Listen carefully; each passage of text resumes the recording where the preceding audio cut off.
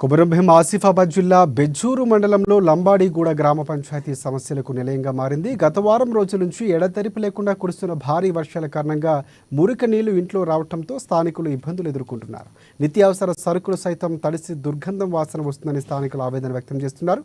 దీంతో అసలు గ్రామానికి స్పెషల్ అధికారి కానీ గ్రామ పంచాయతీ కార్యదర్శి ఉన్నారో లేదో అని ప్రజల్లో ఉత్కంఠ నెలకొంది. లంబాడిగూడలో దాదాపుగా 10 కుటుంబాలు నీళ్లలోనే నివాసం ఉంటున్నాయి. సమస్యల గురించి గ్రామ కార్యదర్శికి స్పెషల్ ఆఫీసర్కు చెప్పినా పట్టించుకోవడం లేదని, ఇప్పటికైనా ప్రభుత్వం స్పందించి సమస్యలు పరిష్కరించాలని కోరుతున్నారు. మరి ఎవరికి చెప్పుకోవాలి? మేము అధికారులు చెప్పినా కానీ వాళ్ళు పట్టించుకుంటలేరు.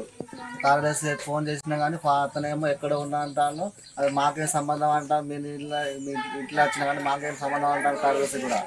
మరి ఇళ్ళలో పాములు తేళ్ళు వస్తున్నాయి అన్నీ, అవి కుట్టినా చచ్చినా కానీ మా దాని రెస్పాన్సిబిలిటీ మాకేం సంబంధం అంటారు కార్యదర్శి ఫోన్ చేస్తున్నాయి. దీనికి మరి